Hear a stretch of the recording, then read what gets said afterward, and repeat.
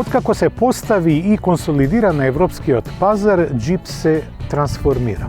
Од изразено теренско возило, тој полека, но сигурно станува се позабележителен играч во полето на спортско корисни возила. Едно од нив е Компас, модел кој денеска го имаме на тест со хибриден погон. Но да почнеме од дизајнот. Како што и сами гледате, тој е задржан со 7 решетки на ладилникот. Исто така светлата се поставени и дизајнирани да одговорат на новиот изглед на спортско корисните возила на Jeep.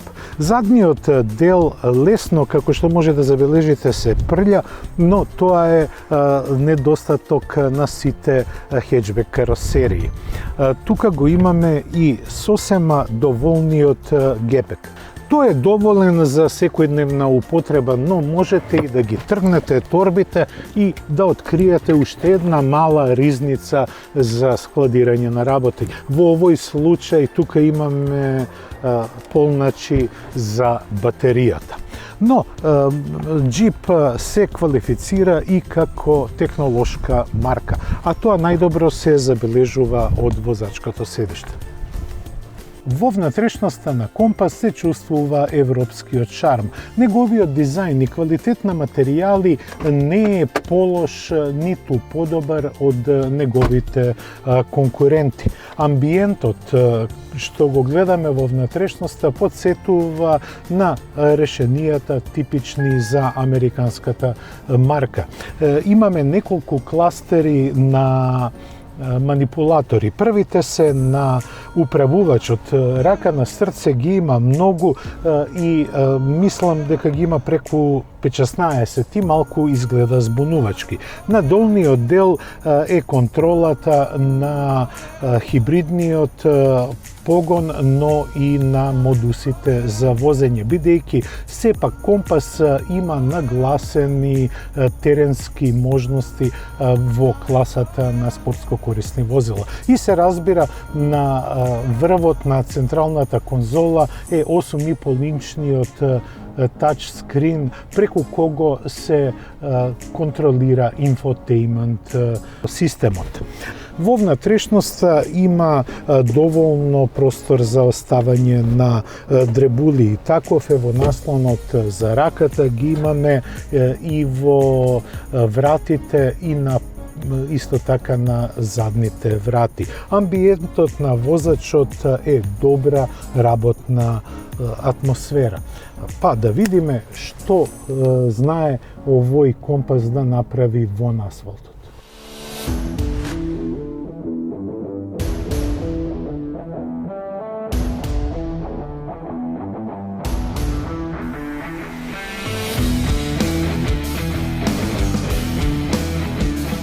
Но зад управувачот на Компас се јавува едно интересно чувство.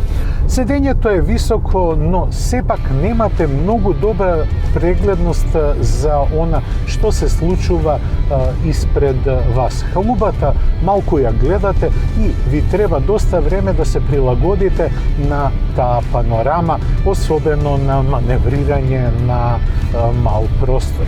Инаку, што се однесува до возните својства, Компас изненадува. Изненадува затоа што ова е спортско корисно возило, но покажува дека има изразено теренски гени. Например, сега возам на неасфалтиран пат и не така рамен, но звучната изолација во кабината е многу добра. Не можам да се пожалам на ништо. На теренот Компас е како риба во вода. Тој нема никакви компромиси. Едноставно ве пушта да го најдете својот пат. Модусите за возење се електронски дефинирани, но за разлика од неговите конкуренти како што се Ford Kuga или пак Kia Sportage или ако сакате Volkswagen Tiguan, тој има и блокада на диференцијалот, па така можете да извлечете максимум од 4x4 погонот, кој функционира многу добро. Го префрлив на 4x4 автоматски погон, но однесувањето е сосема суверено. Може би и немаше потреба да го вклучувам. Но тоа е што е. Кога се вози на терен, Компас кажува и самиот дека повеќе е наменет како теренец отколку како спортско корисно возило. Неговите манири на терен се подобри отколку кај конкурентите. Па имате и повеќе електронски избор што може да се направи во на асфалтот. Испод каубата е сместен 1,4 литрениот турбо бензински мотор кој испорачува 130 конски сили.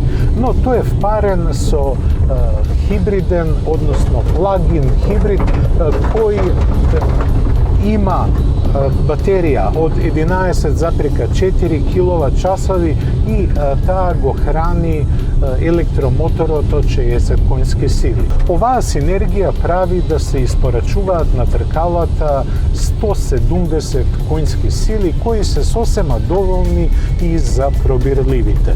Но однесувањето и манирите на овој склоп не се баш најдобри. Особено при ниски вртежи, кога моторот бара да му се објасни што сакате да направите. Очекував малку поголема агилност од овој склоп, но далеко од тоа дека не е добар. Се на се, плагин хибридите се направени за да ја зголемат штетливоста на возилото, но и да ја намалат емисијата на издумни гасови. Просечната потрошувачка на оваа комбинација изнесува 7,2 литри.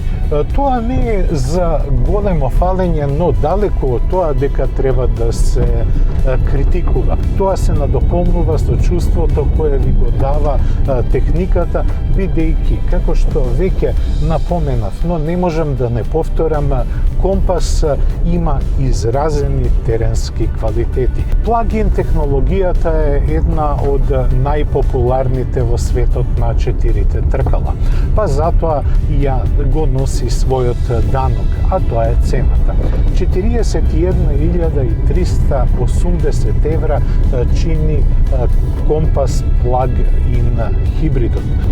Оваа комбинација од една страна придонесува на агилноста и на штедливоста, но од друга страна чудно дава едно инфериорно чувство на забрзување што не би го очекувал од останатите плагин хибриди. И на крај ќе ги кажам моите позитивни и негативни впечатоци од Компас. Пред се ме изненади внатрешниот дизајн кој делува машки и вистински теренски, бидејќи во секој момент ве подсетува на можностите кои ги има Компас. А тоа е, како што видовте во тестот, поминување и на потешки теренски пречки. Морам да ја истакнам и звучната изолација, но она што не ми се допаѓа е помалку латентното чувство на механичките склопови кога ги возите на мал број вртежи. Критиката е наменета за агилноста на склопот на моторот на внатрешно согорување, кој патем речено е турбобензинец и хибридот, односно електричниот мотор. Јас очекував многу повеќе агилност да добијам на мал број вртежи. Потрошувачката од 7,3 литри е сосема прифатлива. Јас ви благодарам на вниманието и ви закажувам следна средба за 7 дена. До тогаш ве поздравувам, бидете во добро здравје и до гледање.